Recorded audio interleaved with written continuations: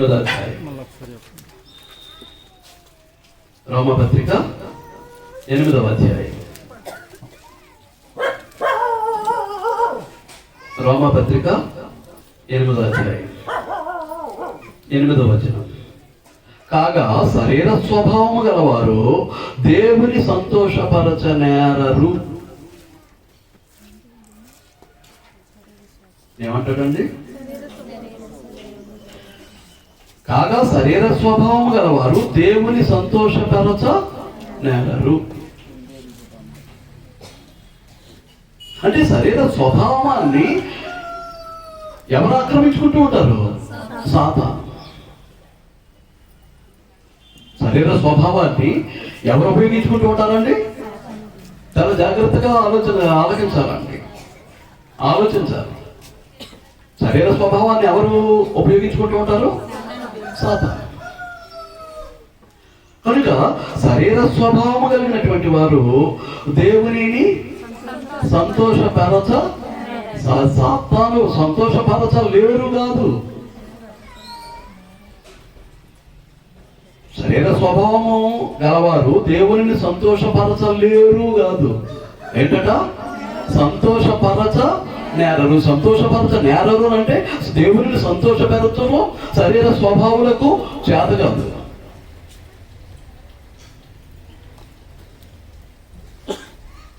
మీరు ఆలోచిస్తూ ఉన్నారు, ఇక్కడ దేవుడా సాతానా? దేవుని స్వభావ లక్షణాలా మనం కలిగి ఉండాల్సింది? సాతాను స్వభావ లక్షణాలా? ఇప్పటికే నాలో ఉన్నటువంటివి దేవుని యొక్క స్వభావ లక్షణాలా లేకపోతే సాతాను యొక్క స్వభావ లక్షణాలా? ఏం చేసుకోవాలండి? ఇప్పుడు దగ్గర పడ్డాను. నేనెవరిని? నా తండ్రి దేవుడా సాతానా? నేను దేవుని సంబంధినా సాతాను సంబంధినా? దేవుని స్వభావ లక్షణాలు నాలో వృద్ధి చెందుతున్నాయా? సాతాను యొక్క స్వభావ లక్షణాలు నాలో వృద్ధి చెందుతున్నాయా? దానికి ప్రధానమైనటువంటి భూమిక పోషించేది ఏదన్నమాట? శరీర స్వభావం. ఏదన్నమాట అండి? శరీర స్వభావం. ఇప్పుడు మనం ఏం చేయాలన్నమాట? శరీర స్వభావాన్ని జయించాలి, శరీర స్వభావాన్ని అధిగమించాలి. మీకు అర్థమవుతుందా అండి? ఎంతటి పోరాటమో చూడండి. చేస్తున్నామంటారా?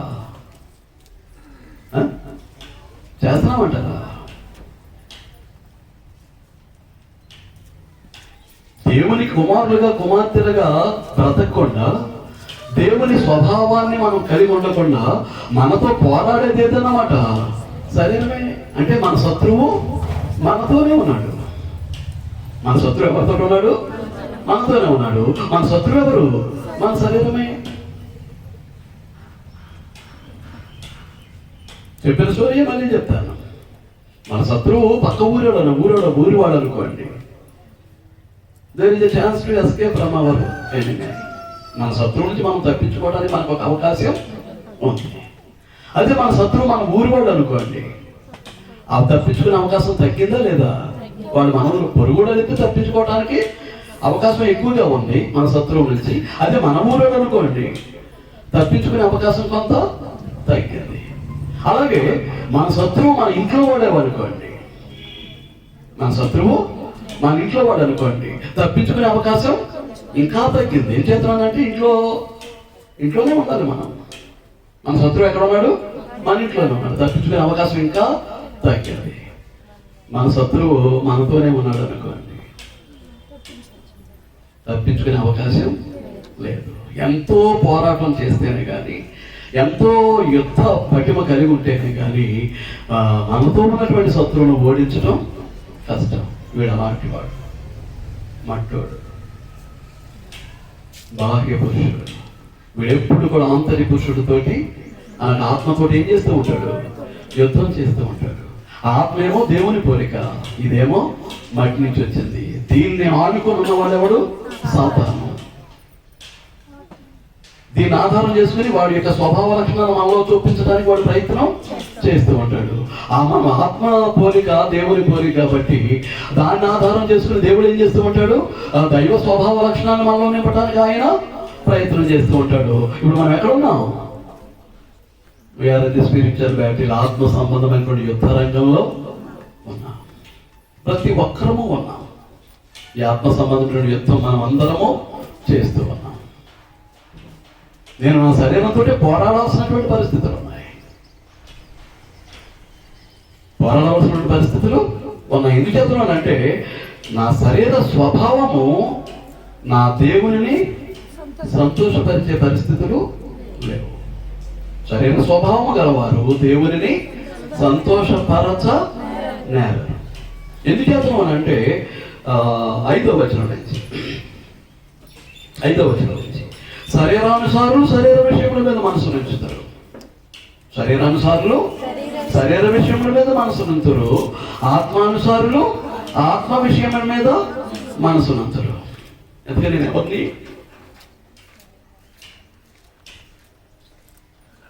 ఎందుకని నేను ఎవరిని శరీరానుసారినా ఆత్మానుసారినా?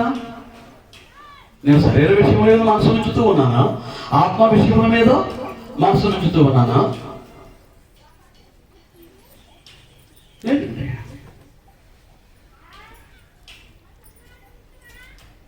నాలో ఉన్నటువంటిది శరీర స్వభావమేనా?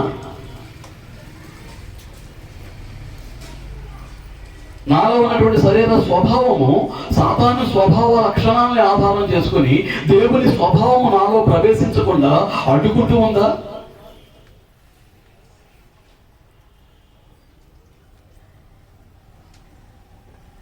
అడ్డుకుంటూ ఉంటే నువ్వు క్రైస్తవురాలివి కావు, ఆత్మ సంబంధివి అసలే కావు, దైవ సంబంధివి అస్సలు కావు. పరలోక సంబంధిగా ఉండటానికి అసలు అవకాశమే లేదు. ఎంత యుద్ధం చేయాలి ఇప్పుడు ఆలోచన చేయండి.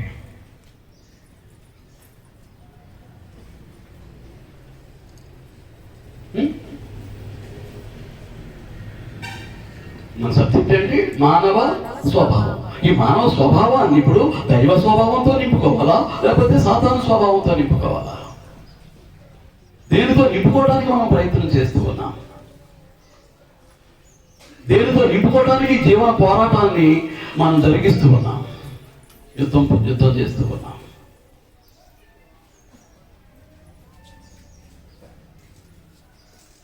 ఏటెక్కుతుందంటారా? దేవుని కొరకు బ్రతకటం అనంటే బైబిల్ పట్టుకు తిరగడం కాదండి. దేవుని స్వరూపము దేవుని పోలికలోనికి ఎదగటము అంటే ఏదో దేవుని సన్నిధిలో కూర్చుండి వెళ్ళిపోవడం కాదండి.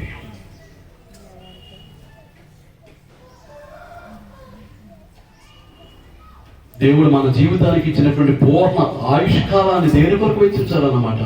దాని కొరకు వెచ్చిస్తేనే మనం దాన్ని సాధించగలం, లేకపోతే మన వల్ల కాదు. ఏదో ఈ భూమి మీద బ్రతకాలంటే తిండి కావాలి, బట్ట కావాలి, ఉండటానికి నీడ కావాలి. దాని కొరకు ప్రతిరోజు కొన్ని గంటలు వెచ్చించినప్పటికీ మిగిలిన సమయం అంతా దేని కొరకు వెచ్చించాలన్నమాట అండి. ఇక మన జీవితంలో ఎంటర్టైన్మెంట్ కాదు, టీవీ ముందు కూర్చునే పనే ఉండదండి, అది పరిస్థితి ఉండదు. మరో విధంగా సమయాన్ని గడపడానికి అవకాశం ఉండదు. మనము మన దేవుని గ్రంథం కుస్తీ పట్టడమే, అభ్యాసము చేయటమే, సాధన చేయటమే. దేనికి? దేవ స్వభావంలోనికి మనం పాలివారం అవడానికి, దేవ స్వభావంలో పాలివారం అవడానికి, మనలో ఉన్నటువంటి సాతాను స్వభావ లక్షణాలను పారద్రోవటానికి, ఈ శరీర స్వభావాన్ని తొక్కి పెట్టడానికి, ఆత్మచేత జయించడానికి. మీకు అర్థమవుతుందండి? ఏమంటాడు?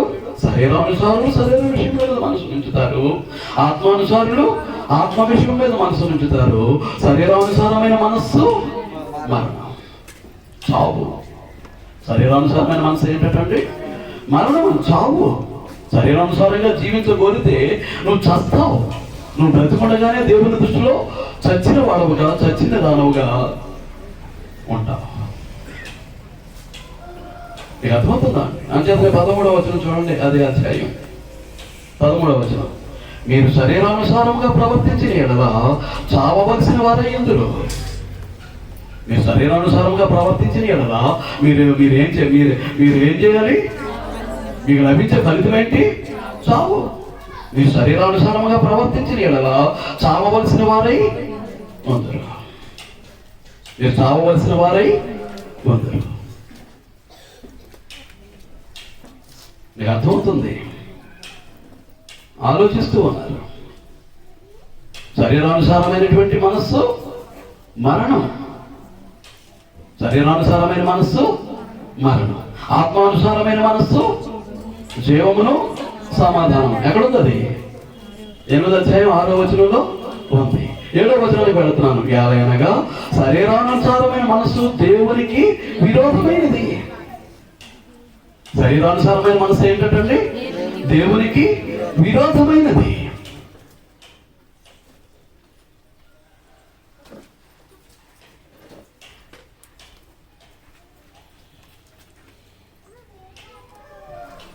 ఎందుకని నాలో ఉన్నటువంటి మనసు ఎలాంటిది? శరీరానుసారమైందా, ఆత్మానుసారమైందా?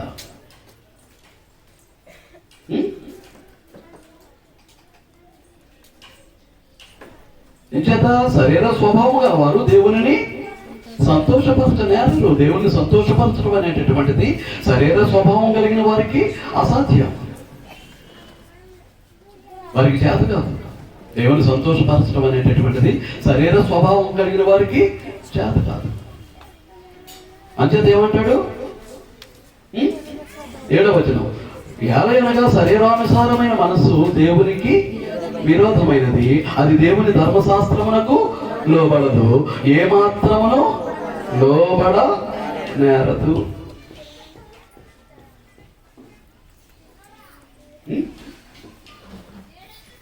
మీరు ఫలాలు చూస్తూ ఉన్నారా? చూస్తున్నారా లేదా అండి?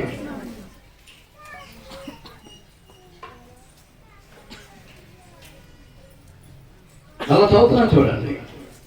8వ వచనం, శరీర స్వభావం గలవారు దేవుని సంతోషపరచనేరరు. దేవుని సంతోషపరచడం వారికి చేత కాదు. అలాగే 7వ వచనం, శరీరానుసారమైన మనసు దేవునికి విరోధమై ఉన్నది కనుక అది దేవుని ధర్మశాస్త్రములకు లోబడదు, ఏమాత్రమును లోబడ నేరదు. అంటే లోబట్టం అనేటటువంటిది దానికి చేత కాదు.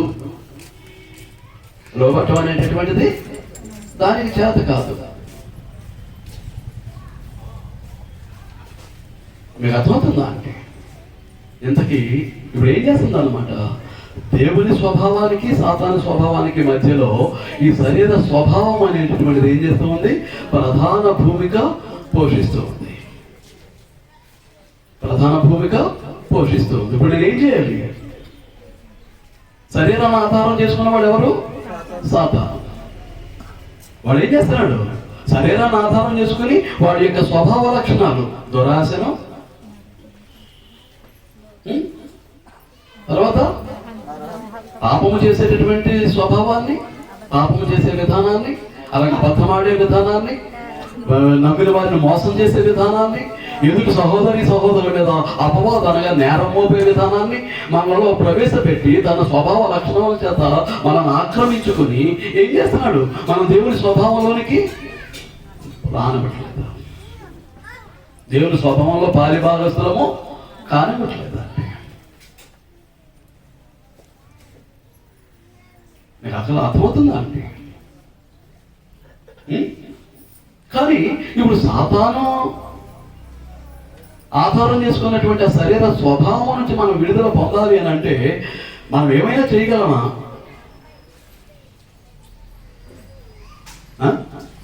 ఏం చేయగలం? ఏమండి సోదరులు చేయగలం అంటున్నారు. సాధారణ స్వభావం నుంచి మనం విడుదల పొందాలి అంటే ఏమన్నా చేయగలం అంటే చేయగలమని సోదరులు అంటున్నారు. మీరేమంటారు? చేయగలమా? ఏమీ లేదు, నీ వల్ల కాదు. శరీరాన్ని అధిగమించాలి అని అంటే, శరీర స్వభావాన్ని అధిగమించాలి అని అంటే, శరీర స్వభావాన్ని బట్టి మనం ఆక్రమించుకుంటున్నటువంటి సాధారణ యొక్క స్వభావ లక్షణాలను మనం మనలో నుంచి పారద్రోరాలి అని అంటే అది చిన్న విషయం కాదు. నీవు నేను చేయగలిగింది ఏమీ లేదు. దానికి దేవుడు ఏం చేశాడు? చూడండి 8వ అధ్యాయం 9వ వచనం, దేవుని ఆత్మ మీలో నివసించిన యెడల మీరు ఆత్మ స్వభావము గలవారే కానీ శరీర స్వభావము గలవారు అయిపోయింది. ఏం చేశాడు?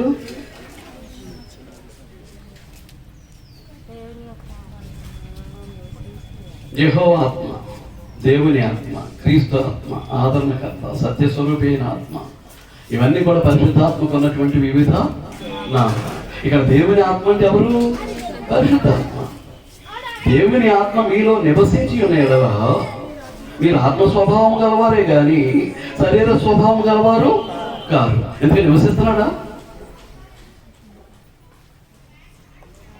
ఇప్పుడు అపోస్తలుల కార్యాలు 2:38 వెళితే వారి హృదయమందు నొచ్చుకొని, చూడండి అపోస్తలుల కార్యము 2వ అధ్యాయం.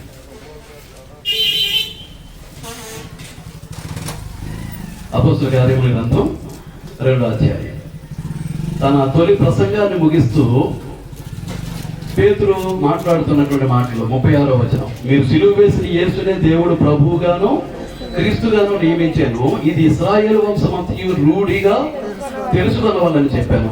వారు ఈ మాట విని, అక్కడ ఉన్నటువంటి యూదులందరూ కూడా ఈ మాట విని హృదయములో నొచ్చుకొని పొడవబడ్డ వారై, సహోదరులారా మేమేమి చేతుమని పేతురును కడమపోస్తులను అడుగగా, మీరు మారు మనసు పొంది పాపక్షమాపణ నిమిత్తము ప్రతివాడు యేసుక్రీస్తు నామమున బాప్తిసం పొందుడి, అప్పుడు మీరు పరిశుద్ధాత్మను వరమును.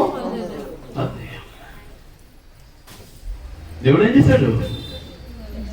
మన మారు మనసు పొంది పాపక్షమాపణ నిమిత్తం బాప్తిసం పొందితే, మన పాపాలకు క్షమాపణ దొరికితే, ఎప్పుడు? బాప్తిస్మ సమయంలో. అప్పుడు దేవుడు ఏం చేశాడు? పరిశుద్ధాత్మను మనకు వరముగా ఇచ్చాడు. పరిశుద్ధాత్మ మనకు ఏం చేశాడండి? వరముగా ఇచ్చాడు.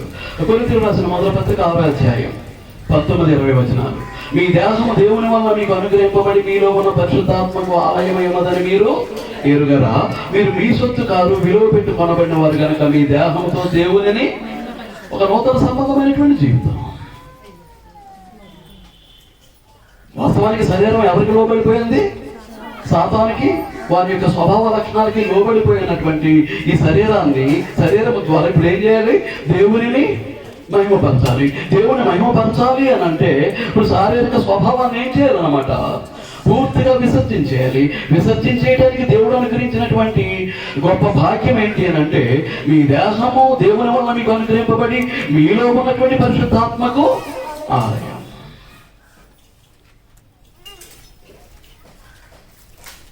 మీ దేహము దేవుని వల్ల మీకు అనుగ్రహింపబడి మీలో ఉన్నటువంటి పరిశుద్ధాత్మకు ఆలయం. ఈ పరిశుద్ధాత్మ ఎక్కడ ఇవ్వబడ్డాడు? బాప్తిస్మ సమయంలో. మీరు మారు మనసు పొంది పాప క్షమాపణ నిమిత్తం మీలో ప్రతివాడు యేసుక్రీస్తు నామమున బాప్తిస్మ పొందింది. అప్పుడు పరిశుద్ధాత్మను వరము మీకు అనుగ్రహించబట్టు. ఆ వరముగా అనుగ్రహించబడిన పరిశుద్ధాత్మను ఎక్కడ ఉంటాడు? మన దేహాన్ని ఆలయంగా చేసుకుని మనలోనే నివసిస్తూ ఉంటాడు. మనలో నివసించేటప్పుడు ఏం జరుగుతుంది అంటే, ఏం జరుగుతుంది? మన యొక్క శరీర స్వభావాన్ని మనం అధిగమించడానికి అవకాశం ఉంటుంది. కాబట్టి మనం ఏమైనా చేయగలమంటారా అండి? అవండి సహోదరులు, ఏమైనా చేయగలమా? శరీర స్వభావాన్ని అధిగమించడానికి మనం ఏమైనా చేయగలమంటే మనం ఏమీ చేయలేము. చేసే పరిస్థితి లేదు. అంతా ఎవరు చేశారు? దేవుడే చేశాడు. మన దేవుని పోలికలో ఆత్మరూపిగా మనం సృష్టించబడ్డాం. కానీ ఆ పోలికను ఏం చేసాం? దేవుని యొక్క ఆజ్ఞను అతిక్రమించడం ద్వారా పాడు చేసుకున్నాం. మరలా తిరిగి ఆ పోలికను మనం సంపాదించుకోవాలంటే మన యొక్క ఆత్మకు తోడుగా దేవుడు ఏం చేశాడు? పరిశుద్ధాత్మను మనకు అనుగ్రహించాడు. పరిశుద్ధాత్ముడు ఏం చేస్తున్నాడు?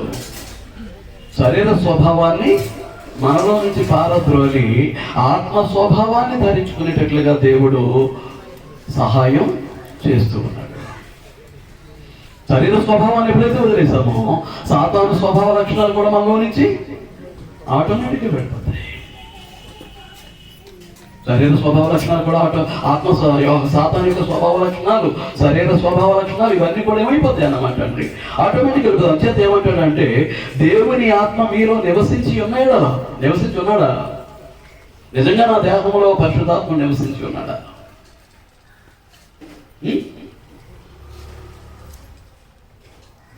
ఉన్నాడా అండి? అప్పుడు మాట్లాడట్లేదు. నాలో పరిశుద్ధాత్ముడు ఉన్నాడా? మిమ్మల్ని మీరు ప్రశ్నించుకోండి.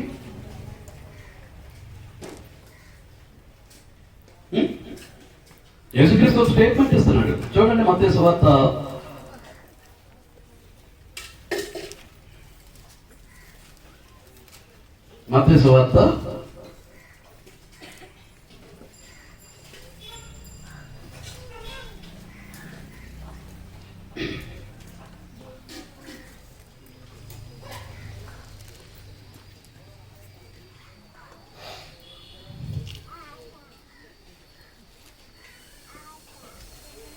12వ అధ్యాయం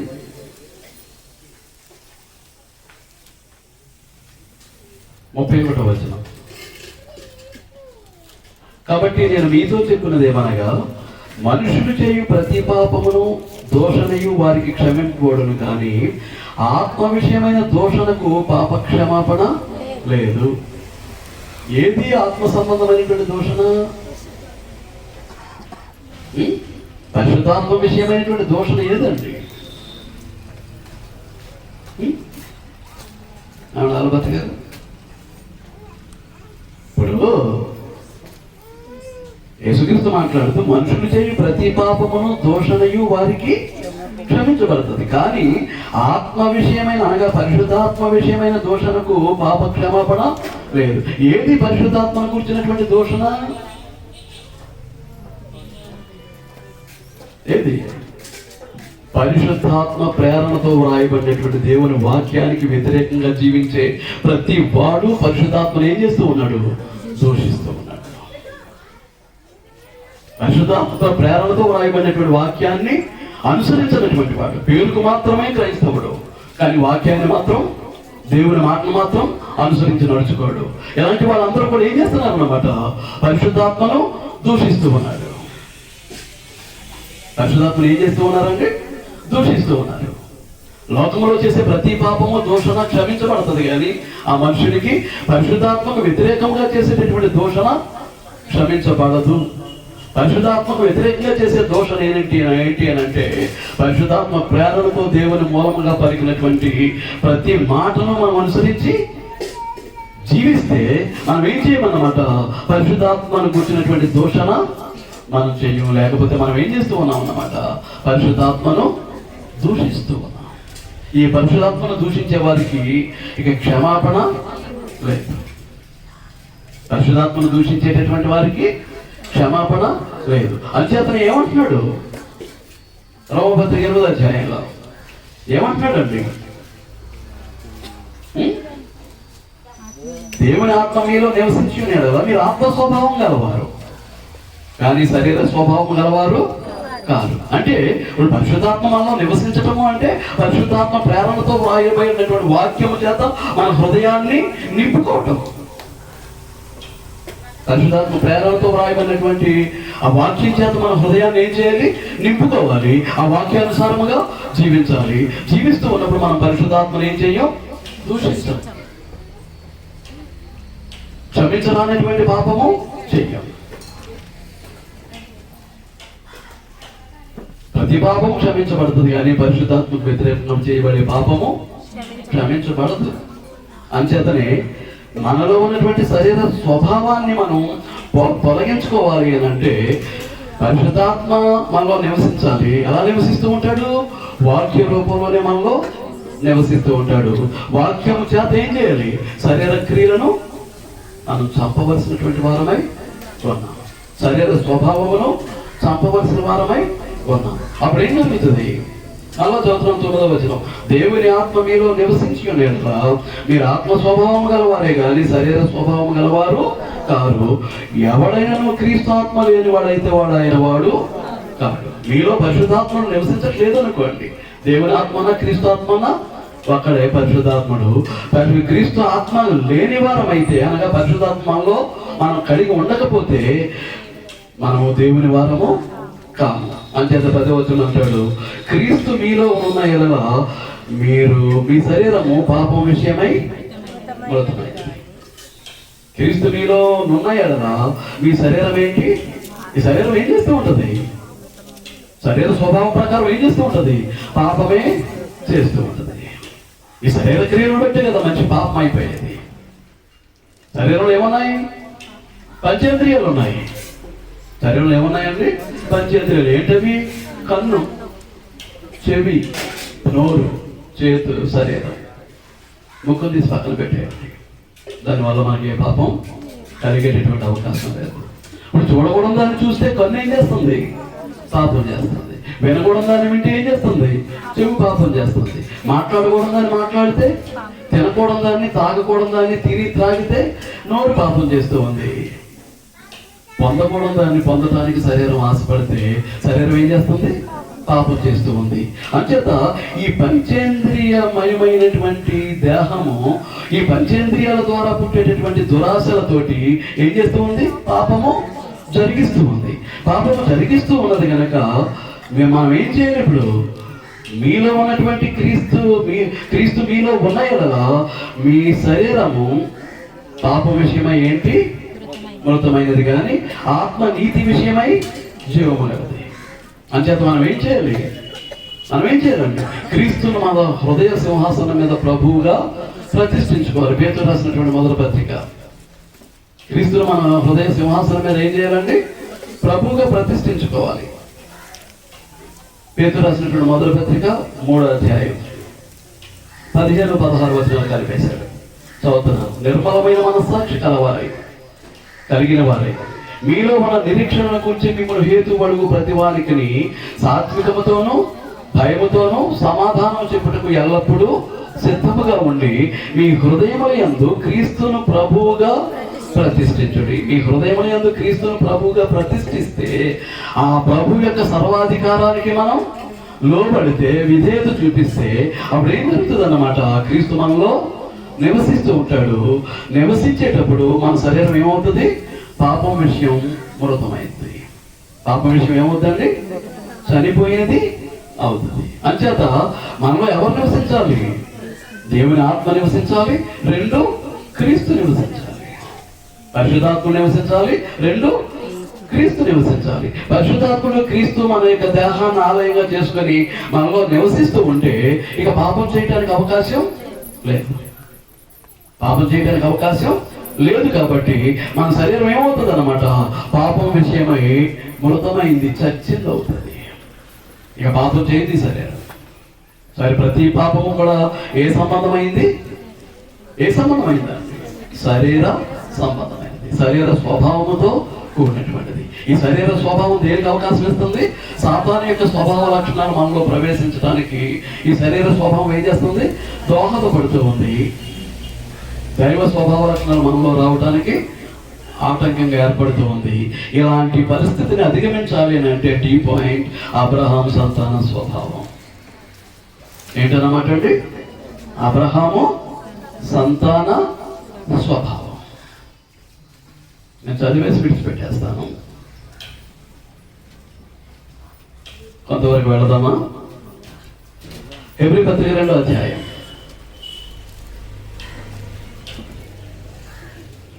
హెబ్రీ పత్రిక 2వ అధ్యాయం. మీకు అర్థమవుతుంది కదా అండి? చెప్పబోతున్నానా?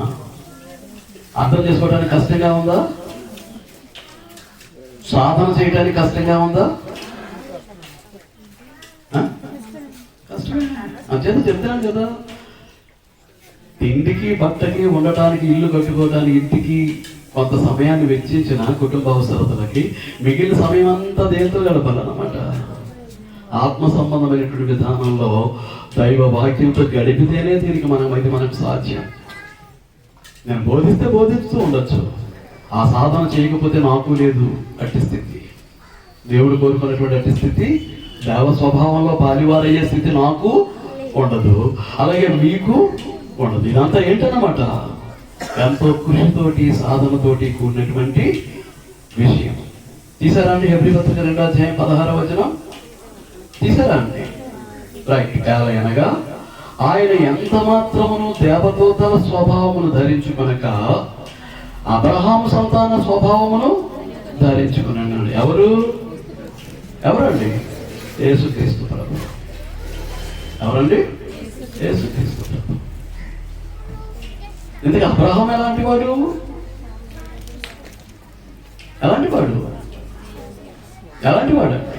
దేవుని ఎలాంటి నమ్మకాన్ని కలిగి ఉన్నాడు? అబ్రహాం దేవుని యందు ఎలాంటి నమ్మకాన్ని కలిగి ఉన్నాడండి? ఎలాంటి నమ్మకాన్ని కలిగి ఉన్నాడు? రోమపత్రిక 4వ అధ్యాయం. దేవుడు నమ్మదగిన వాడు అని పూర్తిగా నమ్మిన వాడు ఎవరు అని అంటే అబ్రహాం. రోమీయులకు రాసిన పత్రిక 4వ అధ్యాయం 17వ వచనం. తాను విశ్వసించిన దేవుని ఎదుట అనగా మృతులను సజీవులనుగా చేయువాడు. దేవుడు ఎవరన్నా నమ్ముతున్నాడు? అబ్రహాము దేవుడిని ఎలా నమ్ముతున్నాడండి?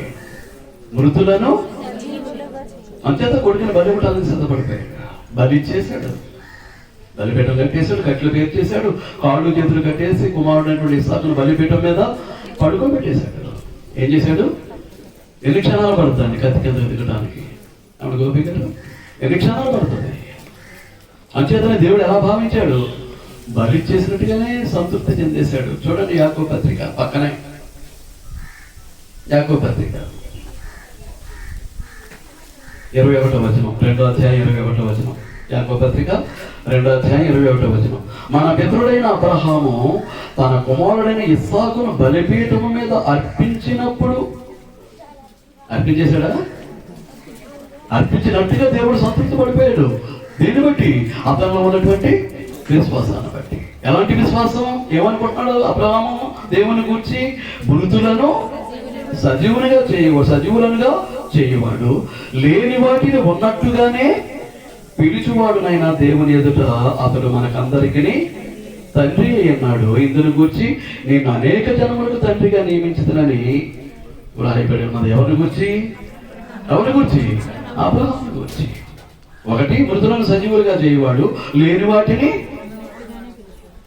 కొడుకును పొందడానికి 25 సంవత్సరాలు పట్టింది, కానీ దేవుని దృష్టిలో ఆల్రెడీ కొడుకు ఒక కుమారుడు ఉన్నాడు. ఎవరికి? అబ్రహాముకి. మీకు విషయం అర్థమవుతుందా అండి? 75 సంవత్సరాల వయసులో వాగ్దానం చేస్తే 100 సంవత్సరాలు వచ్చేసాయి, ఇంకా కుమారుడు లేడు. కానీ దేవుడు ఏం చేస్తున్నాడు? శారా ఒడిలో అబ్రహాం యొక్క కుమారుడు ఉన్నాడు అంతే.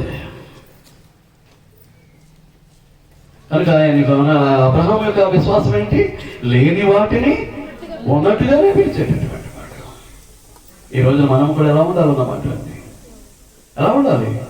మన విశ్వాసం కూడా ఎలా ఉండాలి? అలాగే ఉండాలి. అలాంటి విశ్వాసమే మనలో కలిగి ఉండాలి. అవునా కదా? మన విశ్వాసం అలాంటిదేనా అండి? సహోదరులు మన విశ్వాసం అలాంటిదేనా? మృతులను సజీవుడిగా చేయువాడు దేవుడు అనే విశ్వాసం మనకుందా? లేని వాటిని ఉన్నట్టుగానే పిలిచి మనకి ఇచ్చేస్తాడు అనేటువంటి విశ్వాసం ఉందా?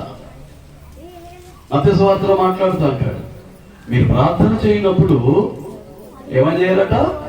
అది ఆల్రెడీ పొందేశాం, దాన్ని నేను పొందాను అనే మీరు ప్రార్థన చేయండి. ఇస్తాడు కాదు, ఇచ్చేశాడు. అది నా జేబులో ఉంది, నా ఇంట్లో ఉంది అనే మీరు అవి నాకు దొరికినవని ప్రార్థన చేయండి. మీరు దేని కొరకైతే ప్రార్థన చేస్తున్నారో అవి నాకు దొరికినవనే నమ్మి మీరేం చేయాలి? ప్రార్థన. ఇస్తాడు కాదండి, ఇచ్చేశాడు. ఎంత చేస్తే ఏముంది, నేను సంతానహీనుడిని అయిపోతున్నానని దేవుడితో మొరపెట్టుకుంటున్నాడు ఎవరు? కానీ అబ్రహాంకి సంతానం కనిపించట్లేదు. కానీ అబ్రహాం యొక్క సంతానం శారా ఒడిలో ఎవరు కనిపిస్తున్నాడు? దేవుని కనిపిస్తూ ఉన్నాడు. లేని వాటిని ఉన్నట్టుగా చూసి, అది అబ్రహాం యొక్క విశ్వాసం. కనుక అలాంటి విశ్వాసం కలిగిన వానికి ఏమని వాగ్దానం చేశాడు? దేవుడు ఏమని వాగ్దానం చేశాడు? నీ యందు భూలోక సమస్త వంశాలు ఆశీర్వదింపబడతాయి. నీ యందు భూలోక సమస్త వంశాలు ఆశీర్వదింపబడతాయి అంటే దాని అర్థం ఏంటి? నీ సంతానమునందు భూలోక సమస్త వంశాలు ఆశీర్వదింపబడతాయి. ఆ సంతానం ఎవరన్నమాట? యేసుక్రీస్తు. చూడండి గలతీ పత్రిక 3వ అధ్యాయం.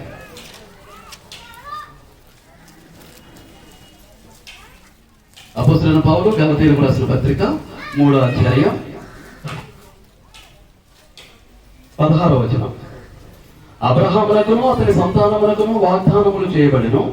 ఆయన అనేకులను గూర్చి అన్నట్టు సంతానములకు అని చెప్పక ఒకను గూర్చి అన్నట్టే నీ సంతానములకు నేను, ఆ సంతానము క్రీస్తు. ఆ సంతానం ఎవరండి? క్రీస్తు.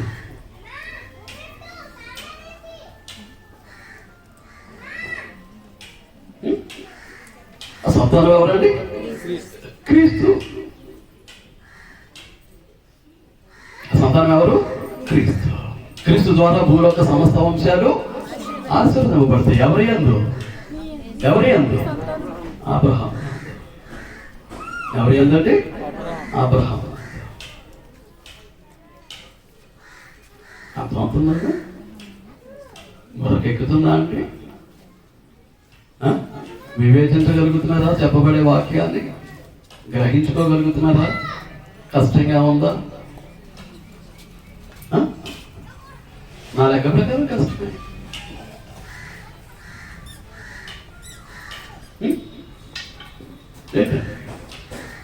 ఈ పాట యొక్క ఉద్దేశాన్ని నేను రాసుకుంటూ మానవ స్వభావం అన్ని శరీర సాతాను స్వభావము నుండి అబ్రహాము యొక్క సంతాన స్వభావము ద్వారా దేవుని స్వభావముగా మార్చుకున్నట. అర్థమైందా అంటే అది జరగాలి. ఎక్కడి వరకు వచ్చాం? దేవుని స్వభావ లక్షణాలు చూసాం, సాతాను యొక్క స్వభావ లక్షణాలని చూసాం. దానికి సాతాను యొక్క స్వభావ లక్షణాలకి దోహదపడేటటువంటి సహాయం చేసేటటువంటి శరీర స్వభావ లక్షణాలను కూడా చూసాం. ఇప్పుడు వీటిని అధిగమించాలంటే మనలో ఏది రావాలన్నమాట అండి? అబ్రహాం యొక్క సంతాన స్వభావ లక్షణాలు. అలా ఎదురికి 2వ అధ్యాయం ఏమంటాడు? ఆయన అనగా యేసుక్రీస్తు ప్రభువు ఎంత మాత్రమును దేవదూతల స్వభావమును ధరించుకొనక. దేవదూతల స్వభావం ఏంటి? దేవదూతల స్వభావ లక్షణం ఏంటి? ఏమండి? దేవదూతల స్వభావ లక్షణం ఏంటి?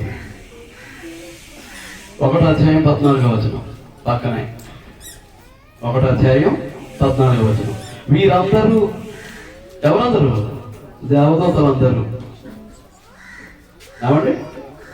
వీరందరూ అంటే దేవదూతలు అందరూ. సందర్భంలో దేవదూతలు ఉన్నారా లేరా అంటే నేను 13వ వచనం చదువుతున్నాను. అయితే నేను నీ శత్రువులను నీ పాదములకు పాదపీఠముగా చేయు వరకు నా కుడి పార్శ్వమున కూర్చుండము అని దూతలలో ఎవరిని కూర్చి అయినా ఎప్పుడైనా చెప్పినా దేవదూతలు ఉన్నారంటే సందర్భంలో ఉన్నారా లేదా? ఉన్నారు. వీరందరూ అంటే ఎవరు? ఇప్పుడు దేవదూతలు రక్షణయను స్వాస్థ్యము పొందబో వారికి పరిచారము చేయుటకై పంపబడిన సేవకులైన వాళ్ళెవరు? ఇప్పుడు ఆత్మస్వరూపులే, సేవకులైనటువంటి ఆత్మలు. ఎవరికి సేవ చేయడానికి? రక్షణ అయినటువంటి స్వాస్థ్యము పొందబోయే వారికి. అనగా ఎవరికి? మనకి. అలా జీవితం ఉందా మన దగ్గర? ఇదన్నీ ప్రశ్నలేనండి. దేవదూతల నుంచి పరిచర్య చేసేటటువంటి స్థితిలో మన యొక్క రక్షణ ఉందా? రక్షణ అనేటటువంటి దేవుని స్వాస్థ్యాన్ని మనం పొందామా? దేవదూతలు నిజంగా మనకు పరిచర్య చేస్తున్నారా? ఒక దాంట్లో ఇంటి ప్రశ్న. మరి మన జీవితంలో ఏమైనా సమాధానం దొరుకుతున్నాయి అంటారా? ఏమైనా సమాధానం దొరుకుతున్నాయా? వినేసి రాసేసుకోవటమేనా? అర్థమైనట్టు అర్థం కానట్టు విన్నట్టుగా కూర్చోవటమేనా? దానికి కావాల్సిన పరిస్థితులు మన జీవితంలో ఏమైనా ఉన్నాయా అంటున్నానండి. అంచేత వాళ్ళు సేవకులైనటువంటి ఆత్మలు కాబట్టి యేసుక్రీస్తు దేవదూతల స్వభావాన్ని ధరించుకొనక మరి ఏం ధరించుకున్నాడు? అబ్రహాము సంతాన స్వభావమును ధరించుకున్నాడు.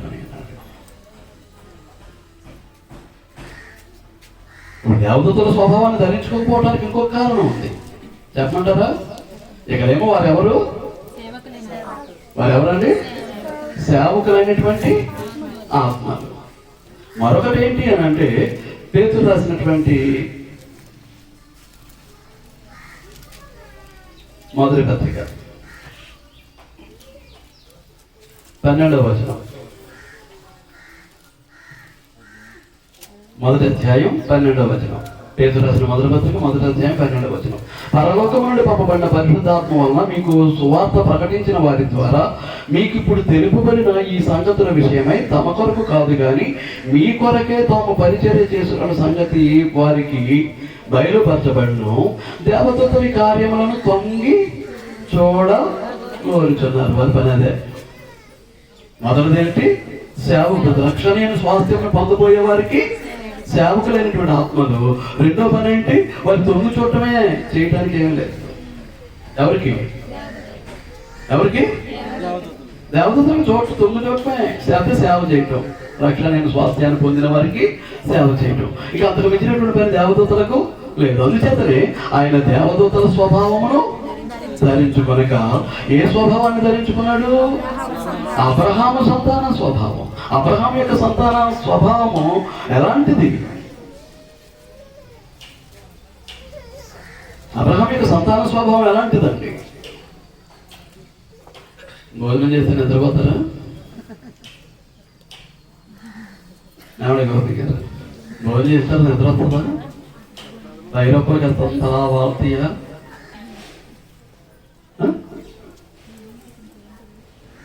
మొత్తం పెట్టకుండా పోతుందా పరిస్థితి? నాకు భయం వేస్తుంది. లాస్ట్ స్టెప్లో కనుక మీరు కురికి తీసారా అయిపోయింది అన్నమాట. నేను ఇంతవరకు చెప్పిన పాఠం అంతా అయిపోయినట్టే, లెక్క మొత్తం పోయినట్టే. ముగించేనా? ఎంత అయిందండి? దాన్ని అన్నారా? 1 గంట వరకు వెళ్దామా? ఏంటండి గోపి గారు ఇష్టం కనుక అబ్రహాం యొక్క సంతాన స్వభావం ఏంటి మనకు తెలియాలి. అబ్రహాం యొక్క సంతాన స్వభావం మనకు తెలియాలి అని అంటే ఒక ఇద్దరు వ్యక్తులు మనం వారి జీవితాలను పరిశీలించాల్సినటువంటి అవసరం ఉంది. ఆ ఇద్దరిలో మొట్టమొదటి వాడు ఎవరంటే యోసేపు. యోసేపు అబ్రహాం సంతానమేనా? యోసేపు అబ్రహాం సంతానమేనా?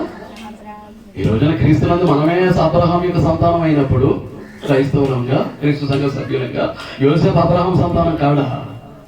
అబ్రహాం సంతానం ఎవరు? యోసేపు. యోసేపు యొక్క జీవితాన్ని మనం పరిశీలించామనుకోండి. చూడండి, ఆదికాండం 39వ అధ్యాయం.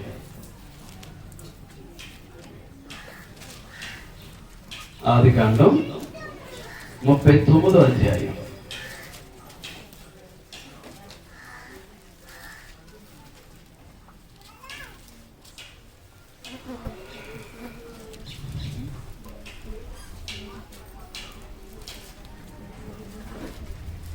ఇస్మాయిలీలు ఐగుప్తుకు తీసుకువెళ్ళారు. దాసులను అమ్మేటటువంటి సంతలో పెట్టి యోసేపును అమ్మేశారు. ఎవరు కొనుక్కున్నారు? ఫరో యొక్క రాజ్య సంరక్షక సేనాధిపతి అయినటువంటి పోతోఫరు కొనుక్కున్నాడు. తనని తీసుకెళ్ళాడు. తీసుకెళ్ళి తన ఇల్లు అంతా అతనికి అప్పగించేశాడు. మొత్తం గృహ నిర్వాహకత్వాన్ని ఎవరికి అప్పగించేశాడు? యోసేపుకు అప్పగించేశాడు. యోసేపు రూపవంతుడు, సుందరుడు. యోసేపు ఎవరు? రూపవంతుడు, సుందరుడు. 6వ వచనం చివరిలో ఉంటుంది. 39వ అధ్యాయం, ఆదికాండం 39వ అధ్యాయం 6వ వచనం చివరిలో ఏముందండి? యోసేపు రూపవంతుడు, సుందరునైన. అటు తర్వాత తన యజమానుని భార్య యోసేపు మీద కన్ను వేసి, తన యజమాని యొక్క భార్య ఏం చేసిందండి? యోసేపు మీద కన్ను వేసి తనతో శయనించుమని చెప్పి కోరింది. తను సంతోష పెట్టమని కోరింది. దానికి యోసేపు చెప్పినటువంటి సమాధానం ఏంటో మనం చూద్దాం.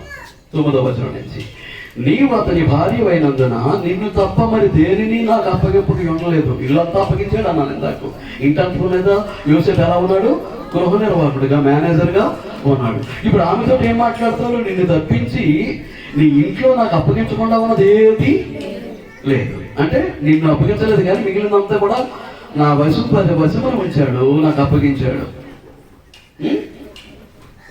ఏంటండి అప్పగప్పకి ఉండలేదు. కాబట్టి నేను ఎట్లు ఇంత ఘోరమైన దుష్కార్యము చేసి దేవునికి విరోధముగా పాపము కట్టుకుందనని తన యజమానుని భార్యతో అని. ఏ భయం కలిగిన వాడు? దేవుని యొక్క భయం కలిగినటువంటి వాడు. అంచేత ఏమంటున్నాడు? నేను ఎట్లు ఇంత ఘోరమైన దుష్కార్యము చేసి దేవునికి విరోధముగా పాపము కట్టుకుందనని తన యజమానుని భార్యతో అన్నాడు. అయినప్పటికీ కూడా ఏం చేస్తుంది ఆమె? దినదినము ఆమె యోసేపుతో మాట్లాడుచుండెను కానీ అతడు ఆమెతో శయనించుటకైనను ఆమెతో ఉండుటకైనను ఆమె మాట విన్నవాడు కాడు. పరిస్థితులు ప్రకటించాయి. పై వస్త్రాన్ని తీసుకున్నది. ఎవరు పై వస్త్రాన్ని? యోసేపు యొక్క పై వస్త్రాన్ని తీసుకున్నది. రాజ సంస్థానం నుంచి భర్త పోతీఫర్ వచ్చాడు, వస్త్రాన్ని చూపించింది. వాడు నా మీద అగాత్యం చేయడానికి, అత్యాచారం చేయడానికి పూనుకున్నాడు. నేను గట్టిగా పట్టుకుపోతే పై వస్త్రాన్ని ఇక్కడ వదిలేసి వెళ్ళిపోయాడు. చూడండి 18వ వచనం, 17వ వచనం.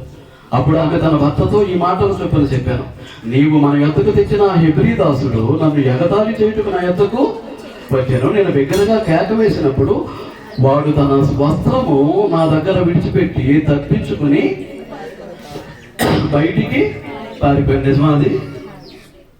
నిజమాండి? కాబట్టి అతని యజమానుడు ఇట్లు నీ దాసుడు నన్ను చేశానని తన భార్య తనతో చెప్పిన మాటలు విన్నప్పుడు కోపముతో మండిపడి అతని పట్టుకొని రాజు ఖైదీలు బంధింపబడు చెరసాలలో వేయించాను. అతడు అక్కడ చెరసాలలో. ఇప్పుడు ఇక్కడ అబ్రహాం సంతాన స్వభావం ఏంటి? ఏంటండి? అన్యాయంగా పోతీఫర్ యొక్క భార్య తన యజమానురాలు తన మీద నింద వేసింది, నేరారోపణ చేసింది. నేను చేయలేదు అనలేదు, నేను చేయలేదు అనలేదు.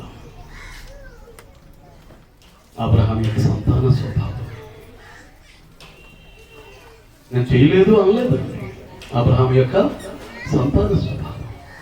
తద్వారా వచ్చినటువంటి శిక్షను నేను అనుభవించను అని అనలేదు. మౌనం ఏంటండి? మౌనం. నువ్వు రాజువా? మౌనం. అబ్రహాం సంతాన స్వభావం. అబ్రహాం సంతాన స్వభావం. నువ్వు కాదు అంటే విడిచిపెట్టేస్తాను. ఒక్క మాట మాట్లాడు. రహస్య మందిరంలో తీసుకెళ్లి పిల్లలు అడుగుతున్నాడు. ఎవరిని? యేసుక్రీస్తు ప్రభువు. వారు మోపుతున్నటువంటి నేరములలో ఏది నేను చెయ్యలేదని ఒక్క మాట నువ్వు అన్నావు అని అంటే నేనేం చేస్తాను? నిన్ను విడుదల చేయడానికి నాకు అధికారం ఉంది. నువ్వు చేయలేదు అను అంటాడా? అవును. ఏమో ఇచ్చాడండి? అవును. నువ్వు రాజువా? అవును.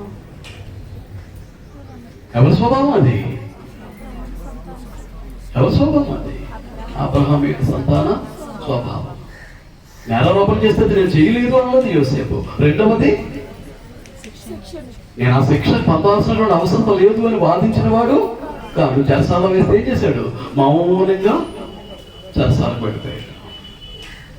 మౌనంగా ఏం చేశాడండి? చెరసాలకు పడిపోయాడు. ఆ తర్వాత ఏం జరిగిందో మనకు తెలుసు. యోసేపు యొక్క జీవితంలో ఏం సంభవించిందో మనకు తెలుసు. దేవుని ఎదుటను మనుషుల ఎదుటను తన మనస్సాక్షిని ఎలా ఉంచుకున్నాడు? నిర్మలంగా ఉంచుకున్నాడు. అన్యాయంగా నేరం మోపిస్తే నేను చేయలేదనలేదు, అన్యాయంగా శిక్ష విధిస్తే నేను వెళ్ళను అని అనలేదు. ఎవరండి? కనుక ఆ విధానం ఏంటన్నమాట? అబ్రహాము యొక్క సంతాన స్వభావం. అబ్రహాము యొక్క సంతాన స్వభావం. రెండవది ఏంటి అని అంటే హెబ్రీ పత్రిక 11వ అధ్యాయం. హెబ్రీ పత్రిక 11వ అధ్యాయం.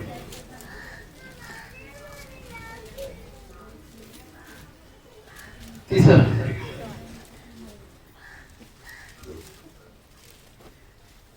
24 నుంచి 27 వచనాలు. మోషే పెద్దవాడైనప్పుడు విశ్వాసమును బట్టి ఐగుప్తు ధనము కంటే క్రీస్తు విషయమైన నింద గొప్ప భాగ్యమని. అప్పుడు ఎక్కడ ఉన్నాడు క్రీస్తు? ఎక్కడ ఉన్నాడండి? ధర్మశాస్త్ర కాలం ఎంత? 1500 సంవత్సరాలు. ధర్మశాస్త్ర కాలం ఎంత? 1500 సంవత్సరాలు. ఈ 1500 సంవత్సరాల తర్వాత రాబోయే క్రీస్తును, ఆ క్రీస్తు విషయమైనటువంటి నిందను కోరుకున్నటువంటి వాడు. 1500 సంవత్సరాల తర్వాత రాబోయేటటువంటి యేసు క్రీస్తును గురించి విషయమైనటువంటి నింద గొప్ప భాగ్యమని ఎంచుకున్నటువంటి వాడు. ఎంత దూరదృష్టి చూడండి.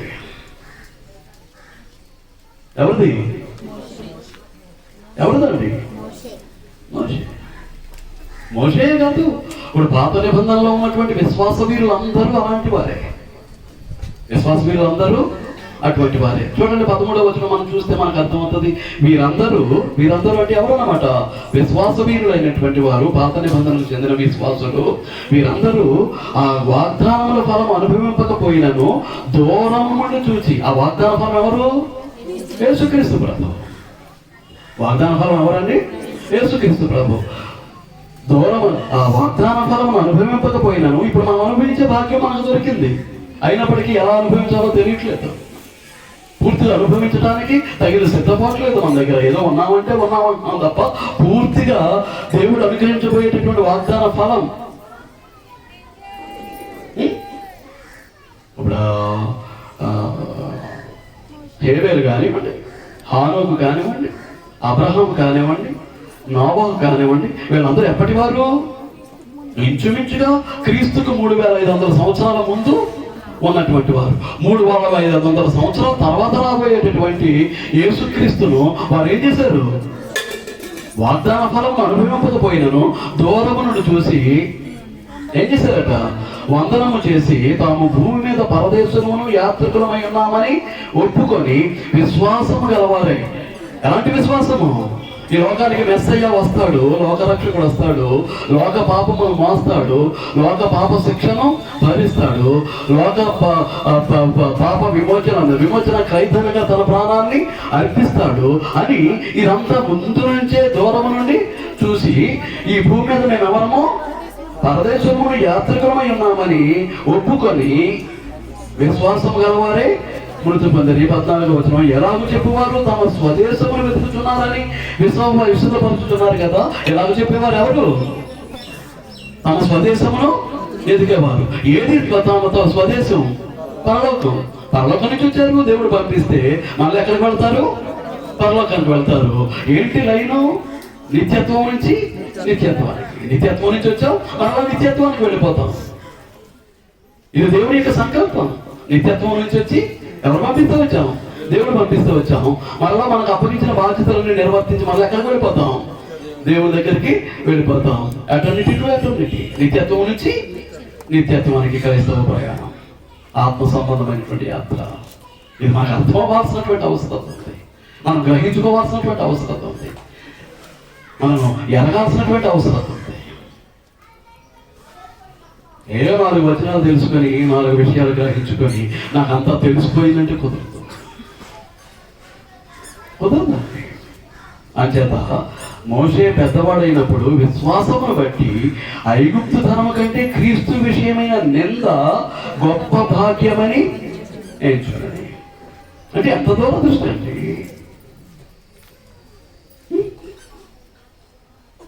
హానోకు, నోవాహు, హేబేలు, హానోకు, నోవాహు, అబ్రహాం వాళ్ళు ఇంచుమించుగా 3500 సంవత్సరాల ముందు ఉన్నవారు. అయితే మోషే ఎప్పుడున్నవాడు? క్రీస్తుకు. వాళ్ళు క్రీస్తుకు 3500 సంవత్సరాలు ముందున్నవారు. మోషే అయితే 1500 సంవత్సరాల ముందు ఉన్నటువంటి వారు. 100 సంవత్సరాల తర్వాత రాబోయేటటువంటి మెస్సయ్యను వాళ్ళు ఎలా చూస్తున్నారు? విశ్వాసమును బట్టి చూడగలుగుతూ ఉన్నారు. విశ్వాసమును బట్టి చూడగలుగుతూ ఉన్నారు. మనం నిజంగా విశ్వాసం అయితే, నిజంగా భయభక్తులు కలిగిన వారం అయితే, నిజంగా దేవుని కొరకు బ్రతికే వారం అయితే మనకి ఎవరు కనిపిస్తూ ఉండాలి? 2వ రాకల్లో రాబోయేటటువంటి ప్రభు యొక్క సిద్ధపాటు మన కళ్ళకు అలా కనిపిస్తూ ఉంది. నేనేమవుతాను మరి? క్రీస్తు ప్రభు రెండవ రాకల్లో వస్తే నన్ను ఏం చేయబోతున్నాడు, నా జీవితాన్ని అంగీకరిస్తాడో లేదో,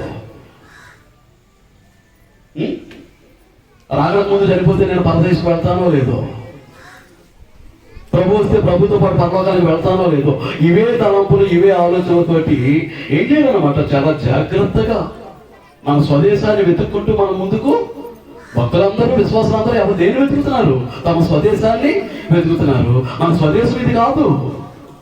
పరదేశులము ప్రియులారా మన పురమేదిగా, ఎవరినో శవాన్ని తీసుకెళ్ళేటువంటి వాక్యం కాదు, వాస్తవం అది.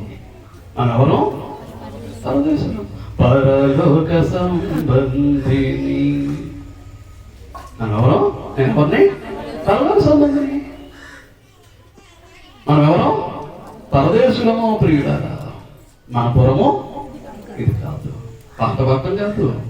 దానికి తగినట్లుగా ఏం చేయాలి, ఆ పరలోకానికి తీసుకెళ్ళబోయే ప్రభు రెండవ రాకల్లో వస్తున్నాడు కనుక దానికి తగినటువంటి సిద్ధపాటు మనకు వాళ్ళు కలిగి ఉన్నారు కాబట్టి పరిశుద్ధ గ్రంథంలో వారి చరిత్రలు, వారి విశ్వాస జీవితాలు మనకు మాదిరిగా ఆదర్శప్రాయంగా వ్రాయబడ్డాయి. ఇప్పుడు ఏం జరుగుతుంది, మనం అలాంటి జీవితాన్ని జీవిస్తే మన పేర్లు ఎక్కడ ఉంటాయి, జీవ గ్రంథంలో ఉంటాయి పరలోకంలో. అది మనం సాధించుకోవాల్సింది. ఏం చేయలేదట, ఐగుప్తు ధనము కంటే క్రీస్తు విషయమైన ఎంత గొప్ప భాగ్యం అని ఎంచుకొని అల్పకాల పాప భోగం అనుభవించుట కంటే. రాజు తర్వాత రాజు అండి, వారసుడు కూడా ఉన్నట్టుగా మనకేం చెప్పట్లేదు గ్రంథం. ఎవరికి, ఫరోకి. ఐగుప్తు రాజు అయినటువంటి ఫరోకి వారసుడు ఉన్నట్టుగా మన గ్రంథం ఏం చెప్పట్లేదు. ఎవరున్నారు, కూతురు ఉంది.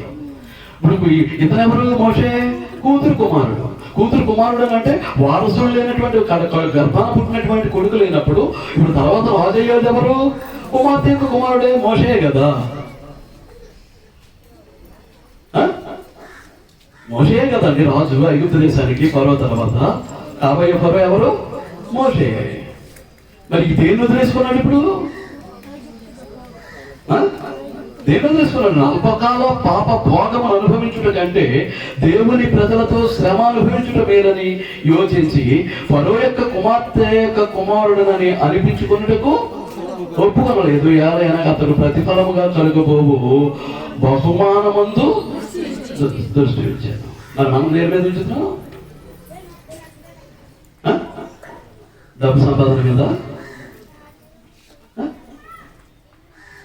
భూముల సంపాదన మీద, ఇండ్ల సంపాదన మీద, వెండి బంగారాల సంపాదన మీద, అబ్బాయిలకి ఉద్యోగాల మీద, అమ్మాయిలకి పెళ్లిళ్ళ మీద, ఏ జబ్బు రాకుండా ఆరోగ్యంగా ఉండటం మీద, దేని మీద ఉంచుతున్నాం దృష్టి.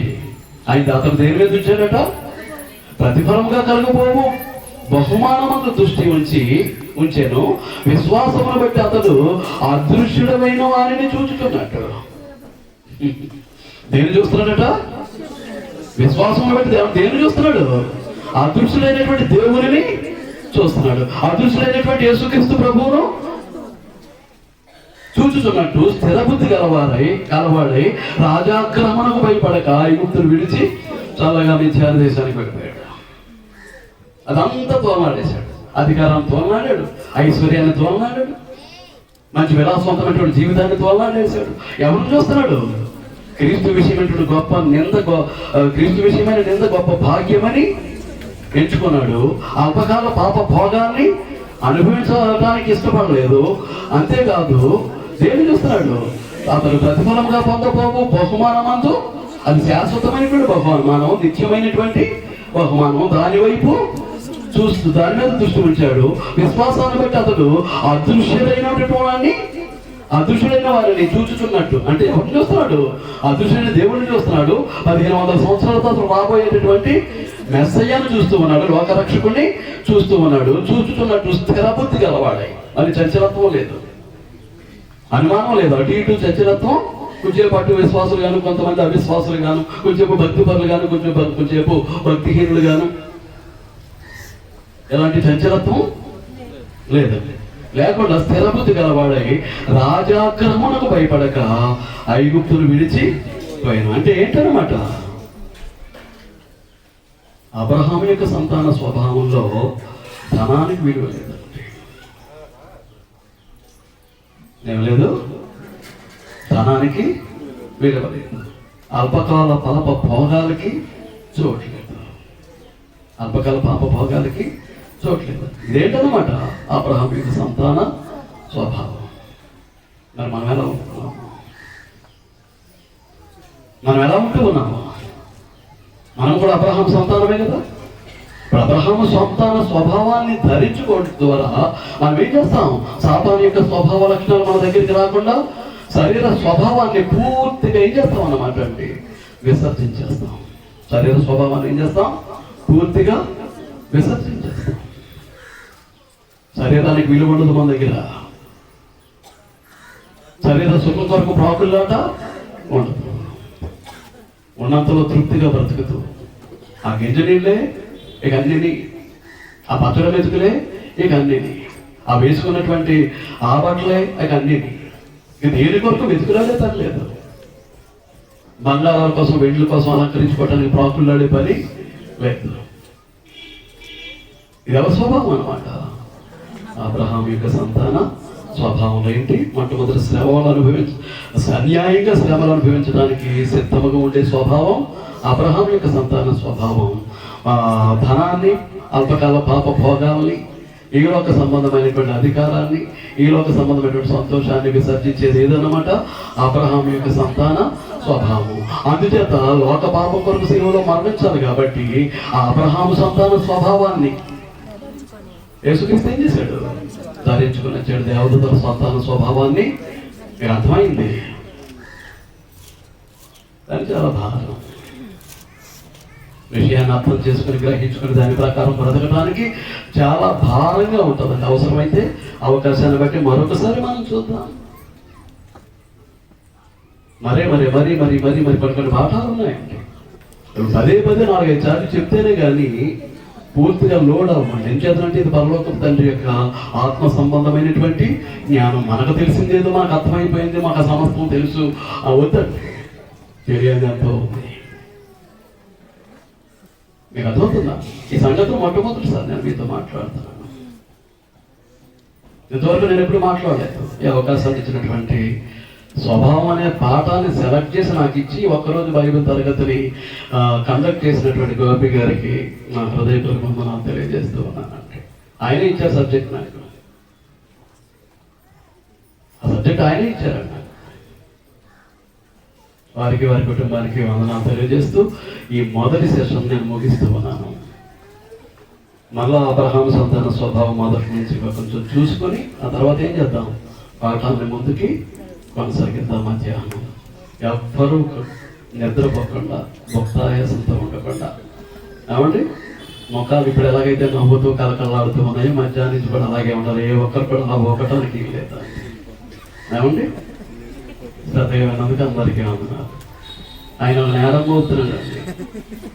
ఇక్కడ కూర్చొని నవ్వుతూ ఉండాలంటే మాకు కష్టం. తినేసి ఇంటికి వెళ్ళిపోయి శుభ్రంగా పడగేసేస్తామంటారు. ఇప్పుడు పైకి పడగేసేస్తారో చూడమంటున్నాడు ఆయన.